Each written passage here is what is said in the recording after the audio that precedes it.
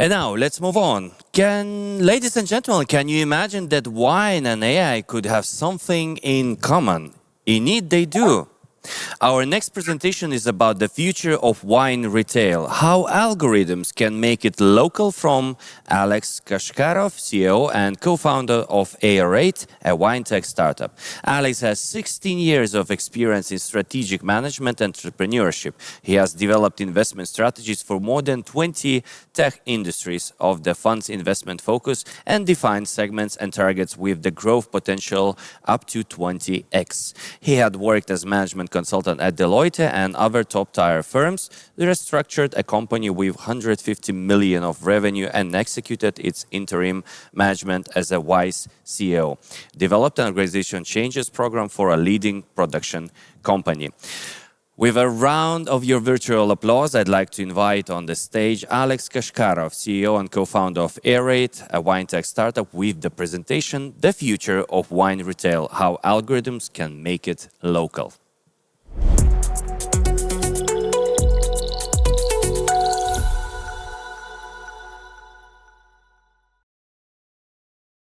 Do you hear me well? I believe you're muted.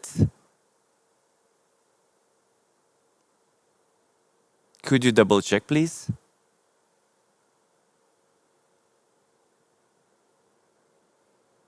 I believe it's a normal thing that during a full day of keynote speeches, there will be some technical hiccups at some point. Hello. Yeah, now I perfectly hear you. Alex, thank you, Andreas. Since I do know that we're behind the schedule, so no small talk from me, the virtual floor is now yours. Thank you, Andreas. Do you see my screen? Absolutely. Thank you. So, as Andreas mentioned, I'm Alex, the CEO and co-founder of AR8. We are a wine tech startup that connects independent wine merchants with wines that we guarantee will be sold in their shops. And by saying guarantee, I mean we underwrite the inventory risk for these shops and allow them to return any wine that we recommended them. And that would never be possible without machine learning algorithms. So what does the future of wine retail look like? Will everything that we buy come in a little brown box with a smiley face on it, probably delivered to us by robots and probably made in a factory by robots? Will we order wine which is beating others by a penny on Vivino? Or will we go to a local wine shop looking for something unique and craft? Will we go there to ask the merchant for their advice and to try some new arrivals? Will we share our experience there with our friends? Actually, it depends on what wine you need, commodity or artisan wine. Commodity wine is about how cheaply you can get it and you don't care who made it. You just need red wine or bubbles, and then you are going to a big retail chain and just look for discounts. Commodity wine often is made by large-scale producers, often unsustainably. And it is not uncommon that commodity is just a plonk. And artisan wine is about experience, about unique wines lovingly made by small independent winemakers, discovered and brought to the store by your local wine merchant. It is about having meaning. If I ask anyone here, what is your favorite wine that you tried? There is a very good chance that it is not the discounted wine from a supermarket or just any Primitivo. It is likely some wine that you brought from a local wine boutique, where there is some sort of meaning associated with that purchase, or the wine from your holiday trip, where there is a memory associated with it. And that is where small wine retail can be successful, in the curation, in the personalized experience, and creating connection, community, and memories. Actually, that is why we believe the future of wine retail is local and that algorithms can make it happen. For most of our history, retail was local. It was trade in the first place that brought people together into communities. Our ancestors came together to trade goods and services with each other. And up until the 20th century, almost everything was brought from our neighbors. Every single exchange brought us closer together and strengthened the bonds of our community. I think it is amazing. And the wine history is amazing too. It is thought that art of winemaking started 8,000 years ago, when the people had managed to create permanent settlements and domesticated animals and plants. 3,500 years ago, the Phoenicians introduced the Greeks to the joys of wine. After that, wine industries were established in the most of Western Europe and introduced to Asia. And of course, until the 20th century, wine was available from local shops and neighbor wine merchants. But with the emergence of Walmart and many other category killers, in almost every vertical, we saw the rise of the retail chains. As a result, retail lost its connection to community. It became about accumulating as much stuff as possible, as quickly as possible, at the lowest price possible. Stores moved outside of the town square, off Main Street, onto the outskirts of town, where there was more space for more products. And thousands of small business owners lost their livelihoods, including small wine merchants. By any means, hundreds of thousands of small business owners lost their livelihoods over the course of the past 100 years, and in the last 20 years, when online marketplaces first showed up on the scene. I think many people here probably still believe that trend that put small retailers out of business was only going to continue and might accelerate in the future. But what has happened is quite different. Over the course of the past 10 years, there has been a renaissance of local retail. We have seen it in bookstores first. We saw it in the grocery stores, with apparel, craft beers, and wine. We have seen this resurgence of independent retail in almost every category, including wine. And the reason for that is because these stores have already been through their version of their retail devastation, apocalypse.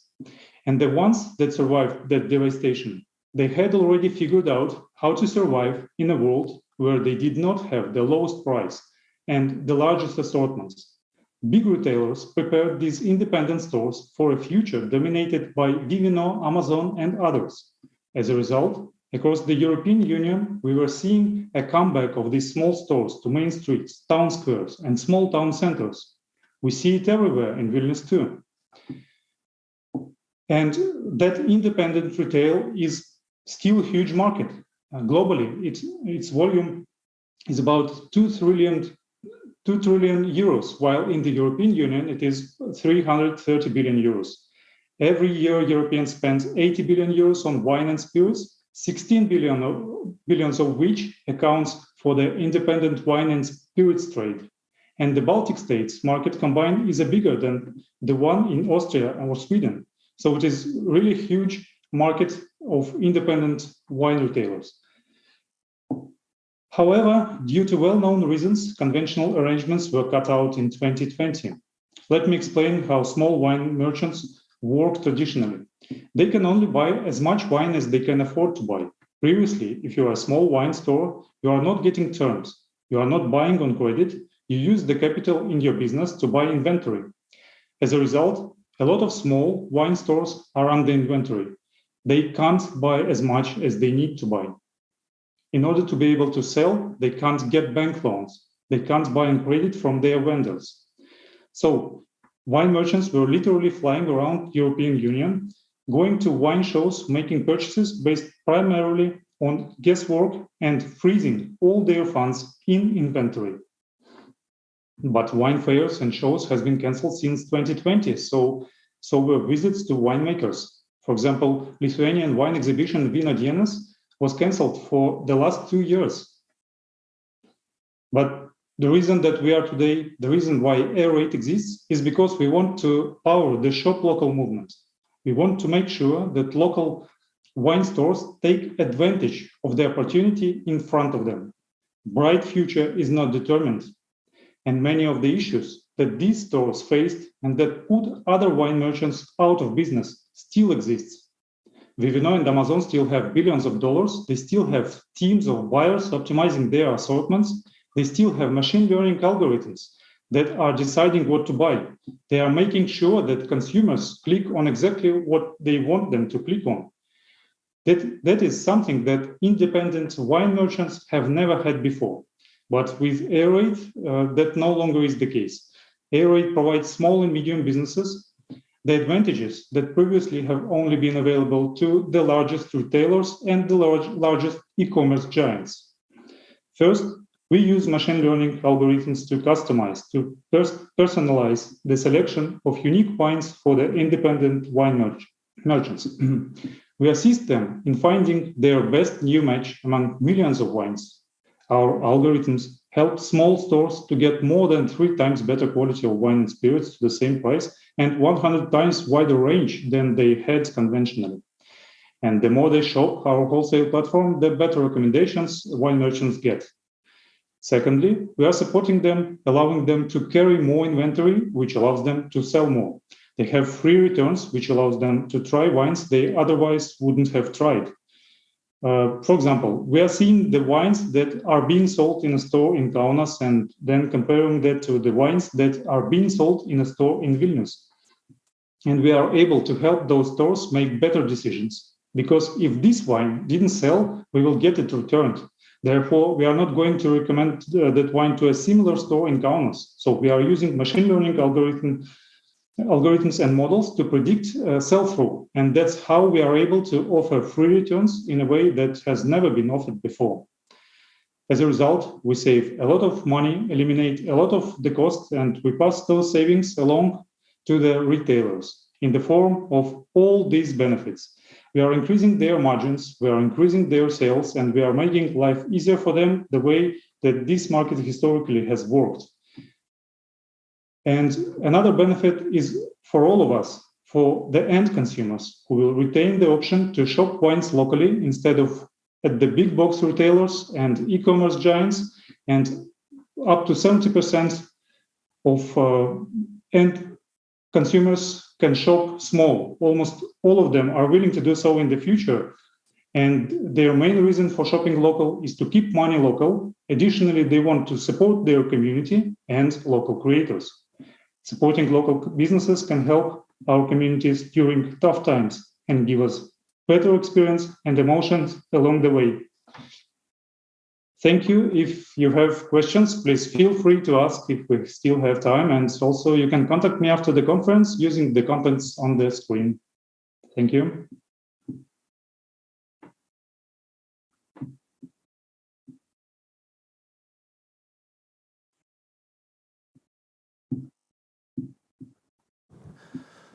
Thank you for that, Alex. Thank you so much. And maybe a very simple question from my side to your side. So if we use an algorithm to actually select the best tasting wine, so what would be the grapes? What would be the grapes if we select the best? It depends on who asks. So first we need to understand what is the best for you, what grapes you like. And then we will select the grapes which are the ones you like or similar to the ones you like. So what are your favorite grapes? Okay, I see what you're doing here. But my question is about the most popular ones. For example, we do know that there is some common taste that majority of the population likes. Is AI actually looking at it and searching for something very similar, or it can be absolutely different and personalized approach? We take a different approach, personalized approach, because if we calculate the average taste for the country, for the population, then it is not personalization. It is not something unique what you would like to buy from local merchant. So in order to make it different, we try to understand what consumers at local merchants like, what their taste is, and what exactly each customer's taste is. And by doing so, we can find the best wine for every merchant, for every of his customers. Okay, and maybe the last question from my side would be, you built an awesome tool, a very exciting solution for wine. Where else in the food tech or maybe agro-tech industry, same solution could be applied, and you would strongly advise those businessmen to look at it? Yeah, thank you for the question. That's a great question. As I showed on one of my slides, it is market of 2 trillion globally. independent retail, of which 330 billions are in the European Union, and only 16 billions are for wine and spirits. There is craft beer as well, like about for 80 billions, and any other products which you can imagine, starting from food and drinks and apparel and clothes, shoes, and anything for like home appliances. All that is sold via small independent retailers locally. And you can use machine learning algorithms to connect small independent retailers with each other to gain the scale. That's what we are doing with Aerate, with our wine merchants. We gather them together and gain the power which previously was available only for big retailers, for big e-commerce giants. So you can do it at any industry. But if you ask us where we are going to go next after the wine and spirits, it will be obviously some beers and some foods, especially gourmet foods. Okay, thank you for your answers. And once again, thank you for the keynote presentation. Ladies and gentlemen, that was Alex Kashkarov, CEO and co-founder of Aerate, a wine tech startup. Thank you very much.